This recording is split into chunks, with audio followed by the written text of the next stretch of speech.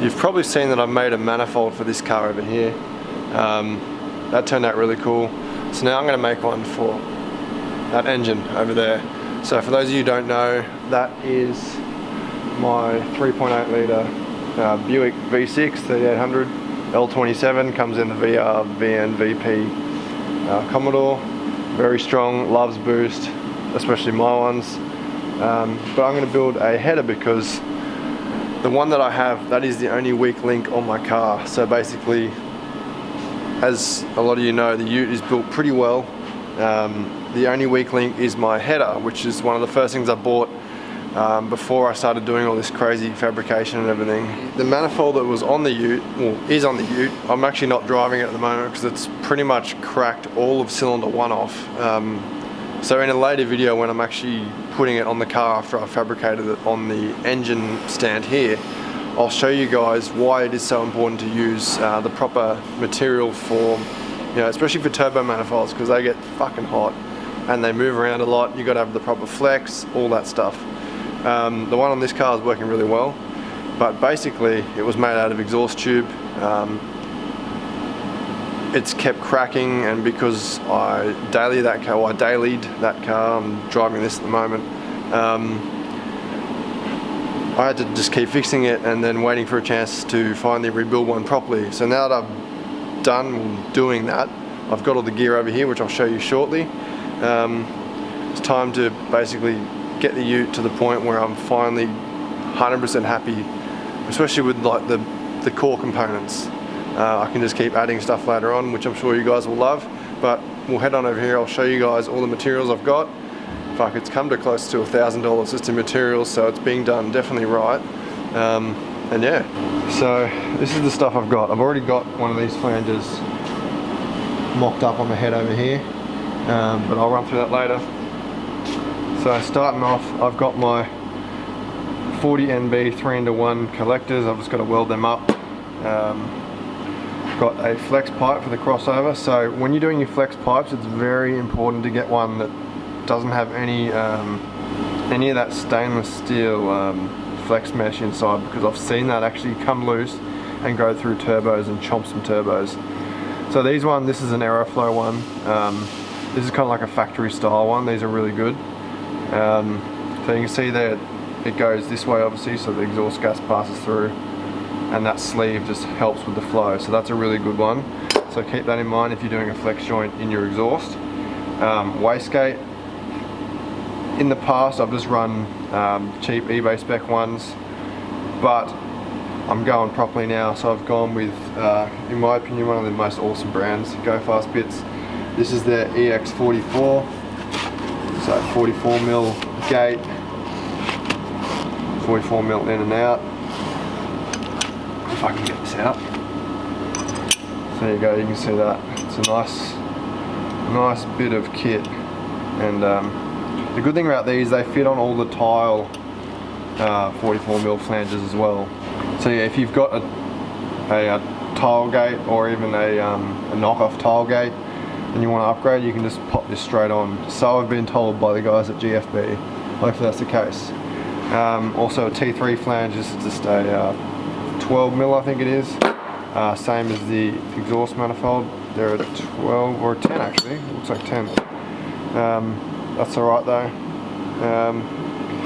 Got some V-bands, so I'm going to have a V-band on each to connect the crossover to each bank of headers.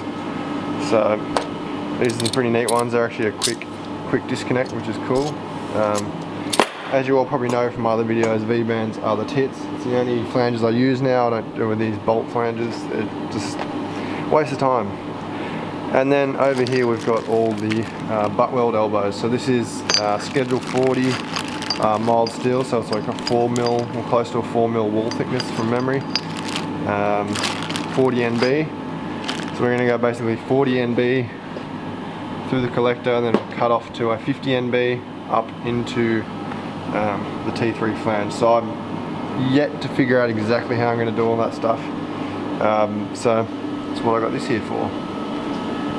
So this is the old engine from the ute, also known as Tobi to all my friends and everyone who knows the car. So basically this engine ingested an injector clip on the dyno. We didn't actually know what the problem was until we actually tore the whole motor down and figured out there were bits of injector clip, well, spring steel in the cylinder. So the engine probably still would have been okay after it had blown out and got collected in the cat or whatever, but I did a new engine. You can check that out. I did a full build series on that, so that's a previous video a while back now. It's actually probably a year ago now.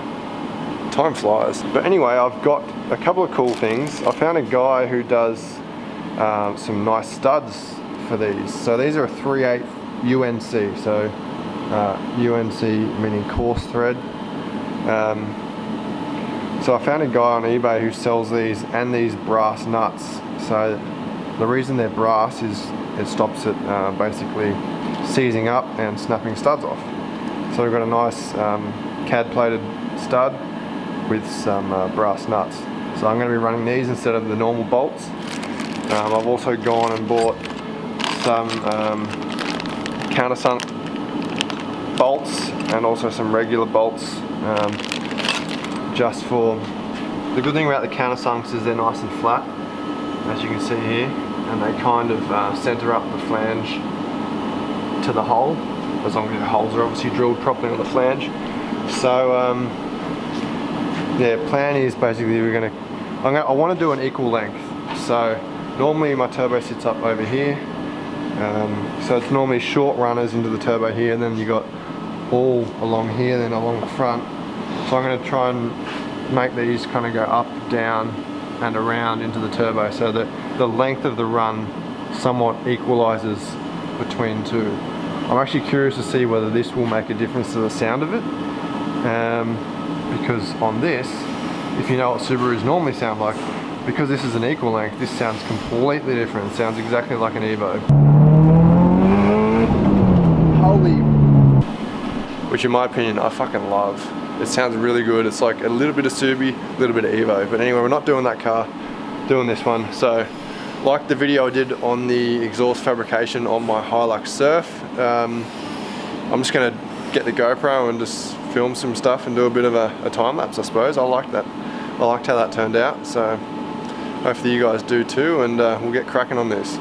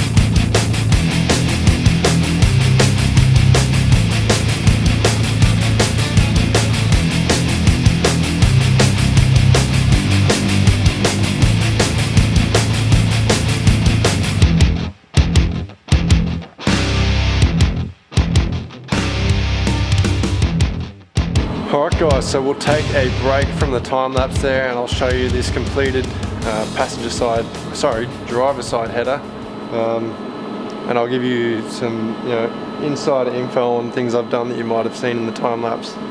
And yeah, I probably won't have enough time today to get back onto the other side because I've got to go and do a concrete pour in an hour or so, but yeah, I'll get around to it sooner or later.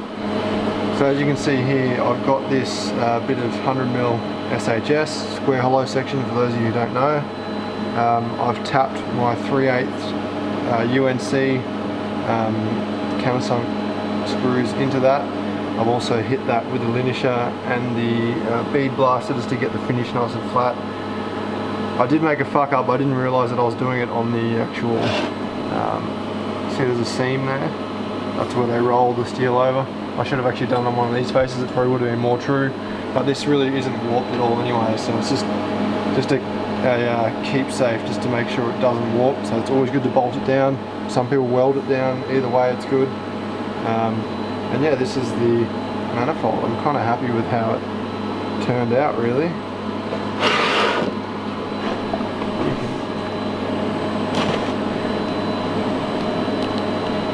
So yeah, this took me about, I'd say 10 hours or so. There was a lot of fucking around trying to get the routing all correct. I've tried to make it somewhat equalish length runners. Obviously this one's a lot longer, and this is the second longest, and then this one's a bit shorter. We're kind of limited by space. I didn't really have any other way. I could have probably brought, actually no, not really, because I had spark plugs, and basically this works really well for spark plugs, good access to all the bolts, so that's the main thing when doing a header. So the next thing, which you'll see shortly, is we're going to have to do this one. We have the turbo.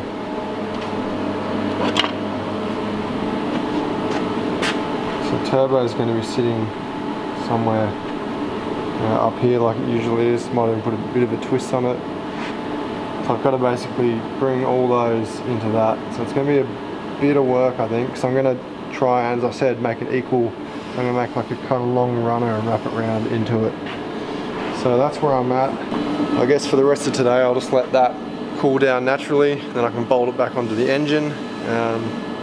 So then once it's on the engine, I'll basically get the engine level, put that out, and then I'll have to figure out, basically get the crossover pipe level. I'll put a 600 level or something between that one and this one when I get to it, make sure that they come across nice and evenly. I'm still a bit undecided what I'm going to do there, so stay tuned for that. But anyway, we'll get back to some more time-lapse action on the other side. Ready? 3, 2, 1.